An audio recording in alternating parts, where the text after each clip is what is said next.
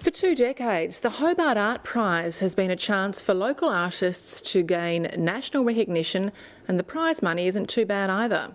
It's now under threat. The Hobart City Council is reviewing how it spends money on the arts. It could see the prize scrapped and a gallery closed, while potential beneficiaries are waiting in the wings. Linda Hunt reports. This unique artwork won last year's Hobart Art Prize. The paper-cut piece by Meg Keating was also the People's Choice. It was absolutely thrilling. It was something that I'd had aimed for. It was a real career highlight. For more than 20 years, the Hobart Art Prize has been sponsored by the Hobart City Council. Artists submit an application detailing the work they would create.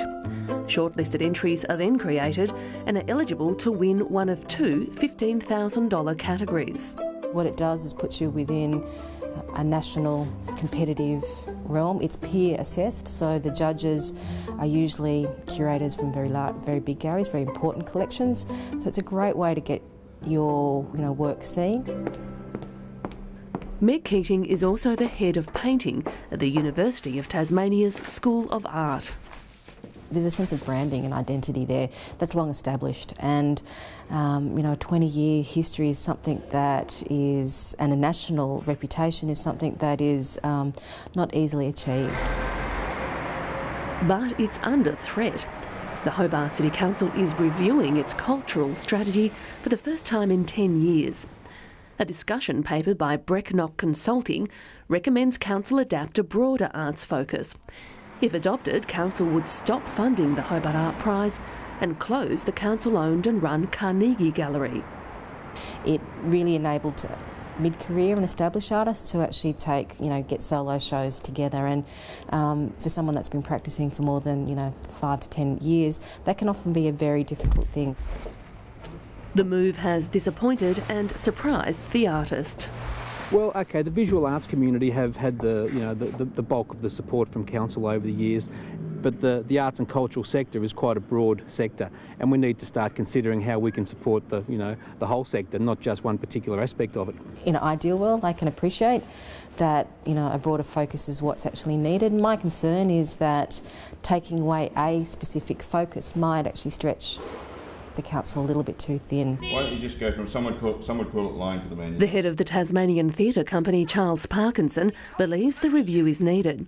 He's not counting the dollars just yet, but would like to see funding diverted to the performing arts. Oh, well, they'd give $500,000 to the Tasmanian Theatre Company, of course. In reality, though. Yeah. I think it's good for government to create a situation where they're open to approaches from all kinds of different art forms. And look, some people would argue in the last 10 years that there have been some radical changes around things like digital art and that kind of thing. So if governments of all levels don't review their processes, they get left behind. Council spends $160,000 running the Carnegie Gallery and Hobart Art Prize, about 1/3 of their total arts budget. Its public arts program is the third major focus. I would like to see a lot more ephemeral art around the city, a lot more performance art. There's lots of possibilities that I think the council could back.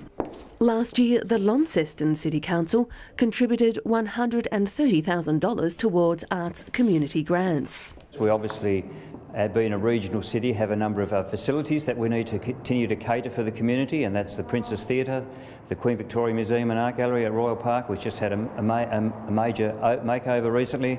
So we have that one approach with assets that we need to maintain, but also then we provide funding to different bodies, those bodies that provide entertainment.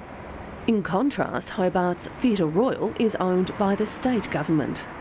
So in a way, Hobart City Council's got off the hook there, and so it's appropriate that they would invest an equivalent amount of money in the arts. The Cultural Strategy Review also recommends the Hobart City Council change its approach to arts funding by becoming more than just funders. If we can help facilitate it and coordinate it and be the portal for information and sharing information amongst the sector, then I think that's a great thing for Hobart. Both the discussion paper and the draft strategic framework were endorsed by the Council at its April meeting. Public submissions closed this week. They'll be considered before a final report is handed back to Council for approval.